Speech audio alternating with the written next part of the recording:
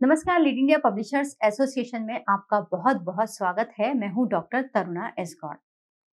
जब हम पत्रकारिता में होते हैं तो हमें जो कुछ भी कहना होता है बहुत सोच समझकर हम कहते हैं। अन्यथा जो भी शब्द हमारे मुंह से निकलते हैं या छपते हैं या फिर बोले जाते हैं, उनका बहुत भारी इम्पैक्ट होता है। अगर उनकी कोई गलती हो जाती है तो उस गलती को भरना पड़ता है। तो कुछ शब्द ऐसे हैं जिनका अगर आप अपनी खबर बनाते वक्त, बोलते वक्त इस्तेमाल करते हैं तो आपको परेशानी नहीं होगी। तो वो शब्द कौन से हैं? ये वीडियो उसी के ऊपर आधारित है। आपने अक्सर देखा और पढ़ा होगा सूत्रों के हवाले से। ये एक ऐसा शब्द है जो आपका एक सेफ्टी गार्ड होता है।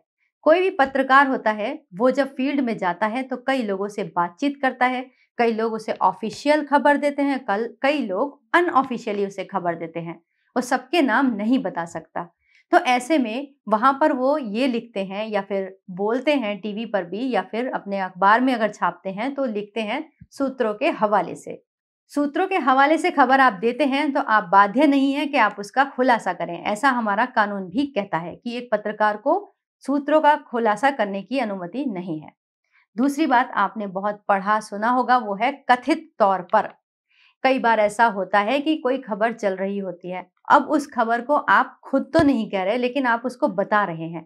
तो जैसे मान लीजिए कि किसी व्यक्ति का नाम, कोई बहुत बड़ी पर्सनैलिटी है, नेता है, अभिनेता है, उसका नाम किसी भी चीज में आता है, अपराध के मामले में आता है या फिर गलत के मामले में आता है, भ्रष्टाचार के मामले में आता है, तो आप वहां पर इस्तेमाल करते हैं कि कथित तौर पर यह कहा गया कि उनके ऊपर इस तरह के आरोप है।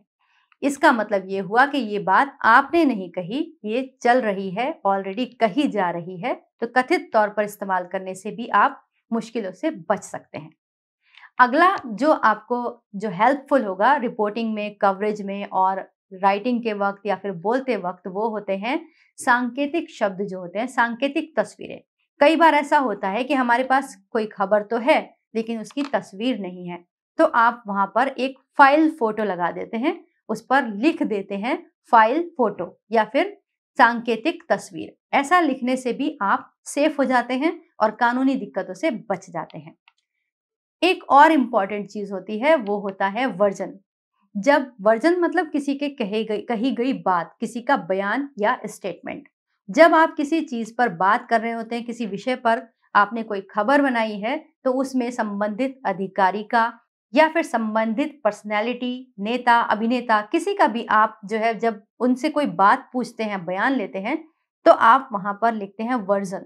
तो कई बार ये वर्जन ओपन होता है, यानी कि आप बता देते हैं कि ये बात उन्होंने कही, आप नाम के सहित दे देते हैं। लेकिन कई बार आपने सुना होगा, पढ़ा होगा, नाम ना बताने की शर्त पर। तो ये भी आपके लिए एक अच्छा शब्द है। अगर आप कोई खबर देना तो चाहते हैं पब्लिक को, लेकिन उसके सोर्स का नाम नहीं बताना चाहते, उस अधिकारी को डिस्क्लोज नहीं करना चाहते, तो आप नाम ना बताने की शर्त पर संबंधित विभाग के अधिकारी ने ये कहा या ये कहा करके आप खबर को दे सकते हैं, प्रकाशित कर सकते हैं, लिख सकते हैं। तो ये कुछ शब्द थे जो पत्रकारिता में बहुत इंपॉर्टेंट रोल प्ले करते हैं। एक पत्रकार के जीवन में ये बहुत काम आते हैं। अगर आप भी इन्हीं सब शब्दों का इस्तेमाल करते हुए किसी खबर को देते हैं, यानी आप उसकी मर्यादाओं का पालन करते हैं, तो ये आपके लिए यूजफुल होते हैं और आपके लिए अननेसेसरी जो ये कोर्ट कचहरी और अवमानना जैसे केसेस होते हैं, आप उनसे आसानी से बच सकते हैं। उम्मीद करते हैं आपको हम इस विषय पे अच्छी जानकारी दे पाए होंगे। अच्छा लगा हो तो इसे लाइक कीजिएगा, सब्सक्राइब कीजिएगा और शेयर भी कीजिएगा। वीडियो देखने के लिए बहुत बहुत धन्यवाद।